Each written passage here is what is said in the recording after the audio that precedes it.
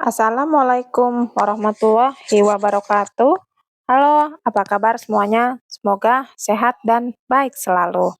Kembali lagi dalam pembelajaran mata pelajaran ilmu pengetahuan alam, masih pada bab 1 tentang hakikat ilmu sains dan metode ilmiah bagian 2 untuk tingkat SMP dan MTSN bersama saya, Tutor Yulianti Atina Handini Eskom. Selamat belajar. Dari subtopik sebelumnya telah diketahui bahwa ilmuwan sains biasanya melakukan penelitian di laboratorium. Menurutmu, apakah perbedaan ruang laboratorium dibandingkan dengan ruang kelas lainnya? Laboratorium adalah tempat melakukan penelitian. Perhatikan gambar berikut. Sebelah kiri adalah gambar ruangan dapur dan sebelah kanan adalah ruangan tempat tidur. Apa saja yang ada di situ, pasti terlihat perbedaan antara dapur dengan kamar tidur. Demikian pula dengan gambar berikut. Sebelah kiri adalah ruangan laboratorium IPA, dan sebelah kanan adalah ruangan kelas belajar. Laboratorium biasanya digunakan untuk melakukan percobaan atau eksperimen. Di dalam laboratorium terdapat alat-alat yang digunakan oleh para ilmuwan untuk melakukan eksperimen dan membuat pengamatan dengan tepat dan akurat. Berikut alat-alat yang biasa digunakan di laboratorium IPA. Tabung reaksi.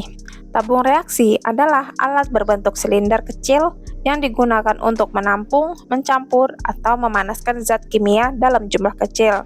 Terbuat dari kaca tahan panas, alat ini sangat umum digunakan dalam eksperimen sederhana. Tabung ini biasanya ditempatkan dalam rak khusus agar tidak mudah terguling. Penggunaannya sangat penting dalam proses reaksi kimia berskala kecil.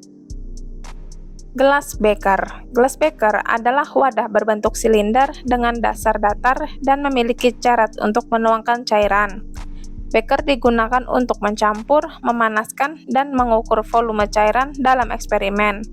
Tersedia dalam berbagai ukuran. Alat ini sering digunakan karena praktis dan multifungsi. Meskipun ada ukuran, beker tidak digunakan untuk pengukuran volume secara presisi. Labu Erlenmeyer. Labu Erlenmeyer memiliki bentuk seperti kerucut dengan leher silinder, cocok untuk mencampur larutan tanpa khawatir tumpah. Alat ini juga digunakan untuk memanaskan cairan secara merata. Bentuknya memudahkan pengadukan cairan dengan tangan atau batang pengaduk. Labu ini kerap digunakan dalam titrasi kimia karena stabil di atas meja. Pipet tetes berfungsi untuk memindahkan cairan dalam jumlah kecil secara hati-hati. Ujung pipet yang runcing memudahkan pengontrolan tetesan satu persatu. Biasanya digunakan dalam eksperimen yang membutuhkan akurasi tinggi dalam jumlah larutan. Pipet ini sering dibuat dari kaca atau plastik dengan ujung karet di bagian atasnya. Labu ukur digunakan untuk membuat larutan dengan konsentrasi yang sangat akurat.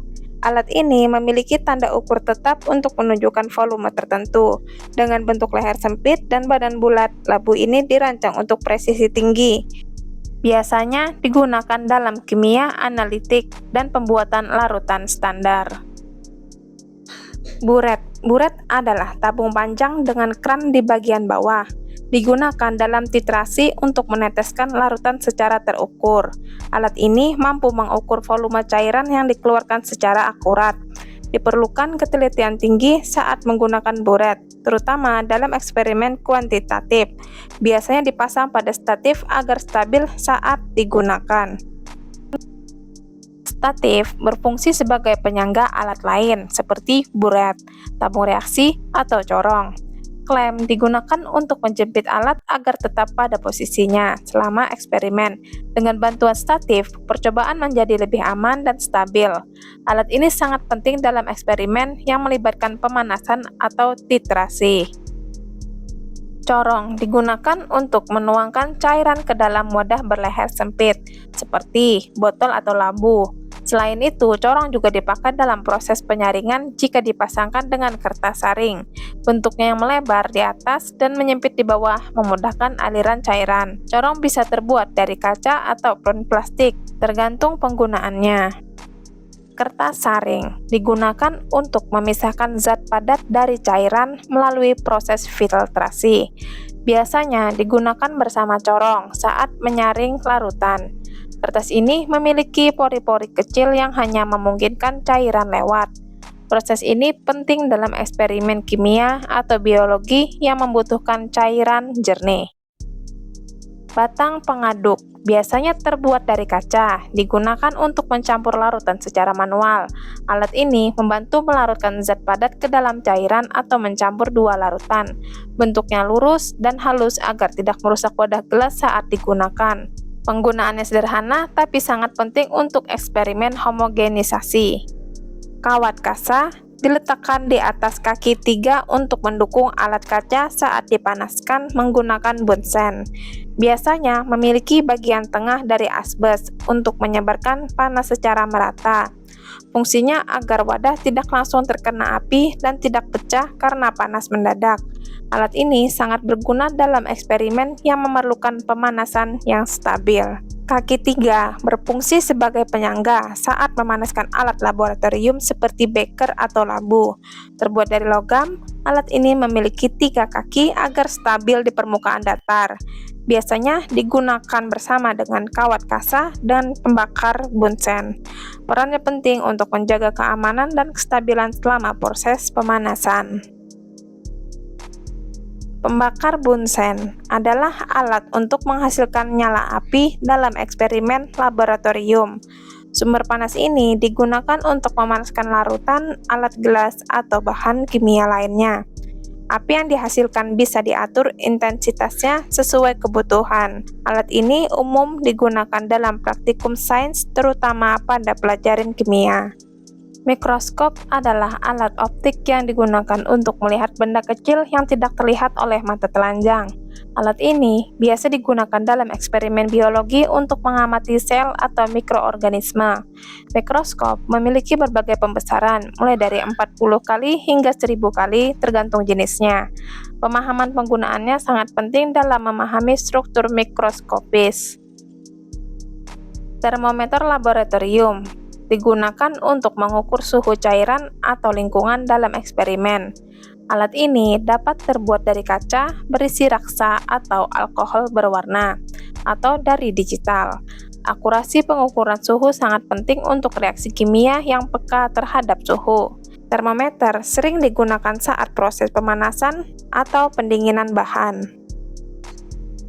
Menggambar diagram alat laboratorium IPA. Dalam sebuah laporan percobaan, seringkali kita harus mencantumkan alat-alat yang digunakan agar mudah kita bisa membuatnya dalam bentuk 2 dimensi seperti gambar berikut ini. Menjaga keselamatan di laboratorium IPA. Laboratorium apapun itu, baik itu lab IPA ataupun yang lain, bukanlah tempat bermain. Kita harus hati-hati dan waspada, karena banyak bahan kimia atau alat berbahaya. Biasanya, suatu ruangan laboratorium dilengkapi dengan simbol seperti berikut ini. Ada simbol mudah terbakar, mudah teroksidasi, berbahaya bagi lingkungan, mudah meledak, beracun, iritasi, korosif, dan berbahaya. Ada baiknya simbol ini dihafalkan yang akan berguna di kemudian hari jika kalian memiliki kesempatan masuk ke dalam laboratorium IPA. Berikut hal-hal yang harus dijaga untuk keselamatan selama berada di dalam laboratorium IPA. Yang pertama, peserta didik harus memperhatikan instruksi sebelum melakukan praktikum. Yang kedua, jangan bermain-main di saat berada di dalam laboratorium IPA, terutama saat menggunakan pembakar atau api atau cairan berbahaya lainnya. Yang ketiga, pakai kacamata pelindung untuk melindungi mata dari percikan bahan kimia. Gunakan jas laboratorium dan gunakan masker kalau perlu.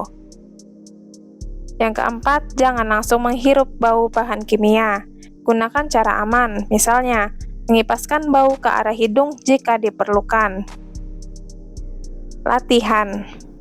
Dari gambar berikut, jelaskan dari masing-masing gambar hal-hal yang tidak boleh dilakukan dalam laboratorium IPA. Dikerjakan ditulis di buku seperti biasanya, kemudian dikirimkan ke WhatsApp. Sampai di sini dulu materi minggu ini. Saya ucapkan terima kasih. Wassalamualaikum warahmatullahi wabarakatuh.